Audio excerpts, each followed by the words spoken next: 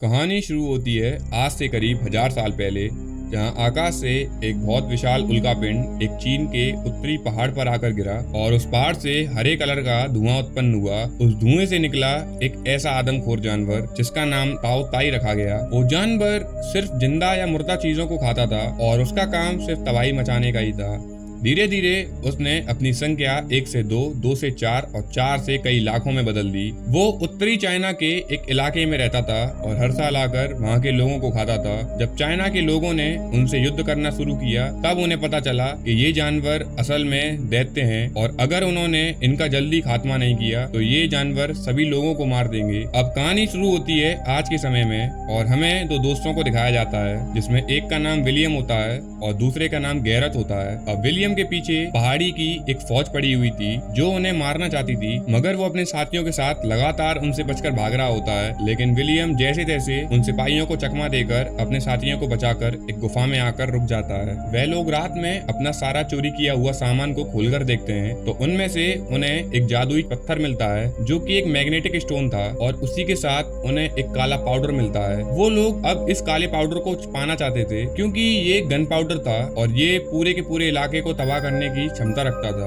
और ये पाउडर सिर्फ और सिर्फ चीन में ही उपलब्ध था। इस वजह से वो अब इस पाउडर के लिए चाइना जाने के लिए तैयारी करते हैं। लेकिन जब विलियम और उसका दोस्त आपस में बात कर रहे होते हैं तभी पीछे से कोई अनजान चीज आती है और उनके वहाँ बैठे 3 साथियों को जान से मार देती है। जब तक विलियम ये समझ पाता तब तक बहुत देर हो चुकी थी क्योंकि वो चीज इतनी तेज थी कि वो देख भी नहीं पाया। लेकिन तभी विलियम अपनी तलवार निकालता है और हवा में ही चलाता है। तभी किसी चीज का हाथ कटकर उसके पैरों पर गिर जाता है और उस जानवर के बाकी का शरीर उस खाई में गिर जाता है। जब वो उस हाथ को उठाता है तो दंग रह जाता है। अब सुबह होती है और विलियम और उसका साथी आगे बढ़ता है चाइना की ओर। वह जब ग्रेट वॉल ऑफ चाइना पर पहुंचते हैं तभी उन लोगों के ऊपर हमला हो जाता है और उन्हें आत्मसमर्पण करना होता है क्योंकि सामने खड़ी थी चीन की विशाल फौज। अब वे लोग जब कमांडर की गिरफ्त में आ जाते हैं तब कमांडर उनका सामान देखता है और उन्हें वही कटा हुआ हाथ दिखता है। तो कमांडर और बाकी की सेना दंग रह जाती है क्योंकि ये कोई मामूली हाथ नहीं था बल्कि ताऊ ताई का हाथ था और ताऊ ताई को मारना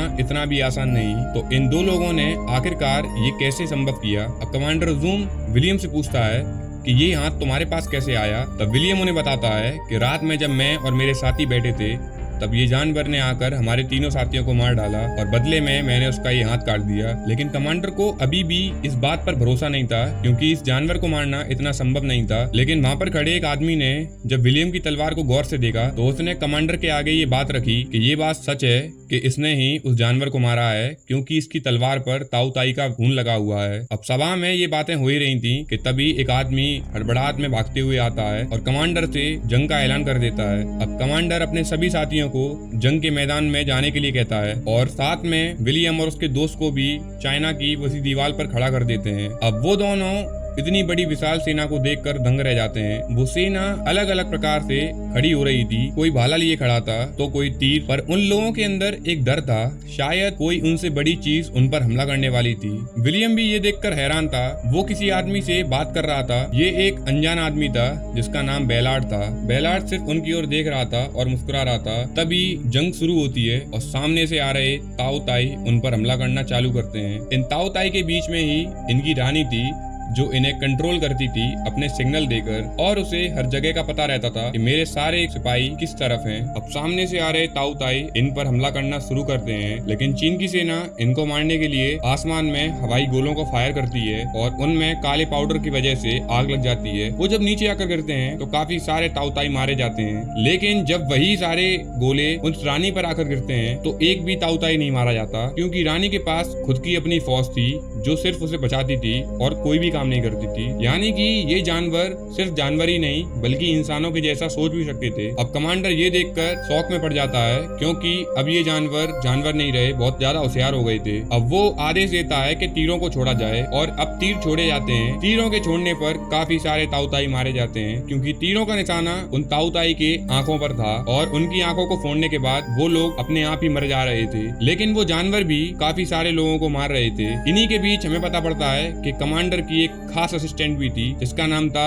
जिन। जिन कमांडर की बेटी थी और इस जंग में बखूबी लड़ रही थी। वो अपने महिला सैनिकों के साथ हवा में कूद कूद कर सभी को मार रही थी, लेकिन उसके कई सारे सिपाही भी इस जंग में मारे जा चुके थे। अब जब वो रानी देखती है कि उसके सारे जानवर मारे जा रहे हैं तो वो आदेश देती है कि कुछ जानवर पीछे से घूम कर जाएं और ऊपर बैठे हुए आदमियों पर हमला करें, और वो ताऊ ताई वो सिग्नल लेते ही ऊपर चढ़ने लग जाते हैं। अब विलियम और उसका दोस्त ये देखकर दंग रह जाते हैं कि जानवर पीछे से आ रहे थे। तभी वो आदमी आता है जिसका नाम बेलार्ड होता है।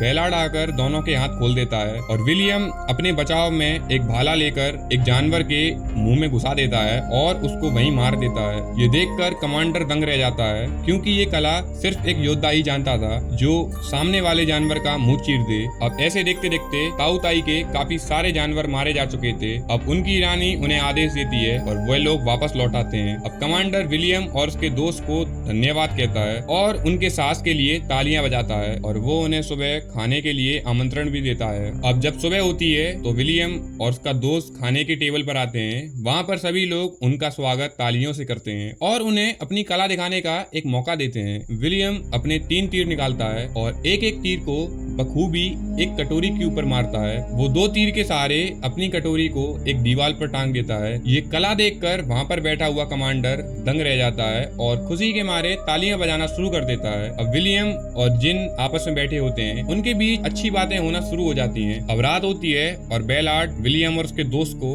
काले पाउडर के बारे में बताता है। वो उसे इस पाउडर की गहराई के बारे में बताता है और उनसे कहता है कि ये पाउडर इस पूरे इलाके को तबाह कर सकता है। वो उन्हें एक प्लान के बारे में बताता है। वो उनसे कहता है कि जब चीन की सेना उन ताऊ ताई से लड़ रही होगी तब हम तीनों मिलकर काले पाउडर की गुफा में जाएंगे और वहाँ से बोरे भरकर अपने घोड़ों पर रखकर यहाँ से निकल जाएंगे। अब विलियम को ये प्लान अच्छा नहीं लगता, क्योंकि विलियम को आज तक चोरी करने में कभी इज्जत नहीं मिली जितनी इज्जत उसे ये जंग लड़ने में मिल रही है। तो विलियम इनकी बातों को गौर से नहीं सुनता। अब इसी रात कमांडर के पास एक आदमी आता है और उनसे कहता है कि हमारी एक टोली पर किसी जानवर ने हमला कर दिया है। जब वो लोग उस दीवार पर जाकर देखते हैं तब उन्हें पता पड़ता है कि ताऊ ताई गुस्सा आया है और बल्कि एक नहीं 2 आ गए हैं और उनकी एक टोली को ही खत्म कर दिया है। जब वो लोग एक ताऊ ताई को मारकर गिरा देते हैं तब कमांडर पीछे देखता है और उसे पता पड़ जाता है कि यहाँ पर एक और ताऊ ताई है जो छुपा हुआ बैठा था। वो कमांडर की बेटी जिनके ऊपर हमला करने वाला था, लेकिन कमांडर बीच में आ जाता है और अपनी बेटी को बचाने की वजह से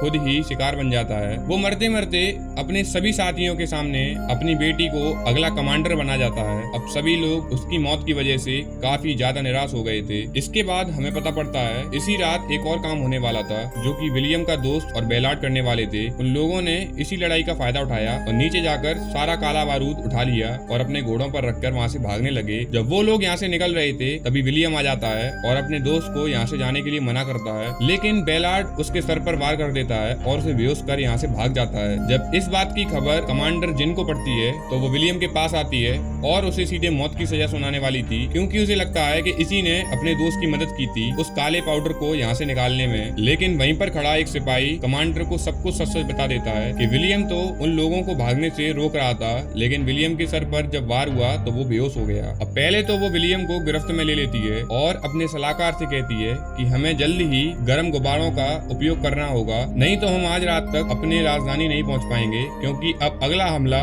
राजधानी में ही होने वाला था। अब उन लोगों ने गर्म गुब्बारों को उड़ाना शुरू किया। अब विलियम अपनी काल कोठरी से बाहर का नजारा देख रहा था तो उसे आग के गोले बरसते हुए नजर आ रहे थे। तभी उसे एक आदमी आजाद कराते हुए ऊपर लाता है और उसे सारी सच्चाई बताता है कि कमांडर जिन तो इन गुब्बारों में बैठकर ऊपर निकल गई, लेकिन उनके कुछ साथी जो इस गुब्बारे को उड़ा नहीं पाए वो नीचे आकर गिर गए और मारे गए। अब इसी के साथ एक गुब्बारे पर बैठकर विलियम भी उड़कर राजधानी के पास आ जाता है। वहीं हम राजधानी के अंदर का एक नजारा देखते हैं जहाँ पर इन लोगों ने एक ताऊ ताई को कैद कर लिया था और उसके पास वही चुंबक को लगा दिया था। ये चुंबक इस जानवर के सिग्नल को रोक देता था, जिस वजह से ये जानवर शांत हो जाता था। अब जैसे ही वो आदमी उस चुंबक को इस जानवर से दूर करता है तभी वो जानवर सिग्नल देता है और रानी को अपना पता बता देता है और रानी अपने जानवरों को आदेश देती है और राजधानी की ओर आगे बढ़ने को कहती है। अब यहाँ पर हमें पता पड़ता है कि राजधानी में तो सिपाही भी कम है, जिस वजह से युद्ध में इनका हारना संभव था। लेकिन इन्हें एक और खबर पता पड़ती है कि अगर ये रानी को मार दें तो शायद ये जीत सकते हैं। अब ये लोग जंग लड़ना शुरू करते हैं और जंग टक्कर की होने लगी थी। इनके सैनिक भी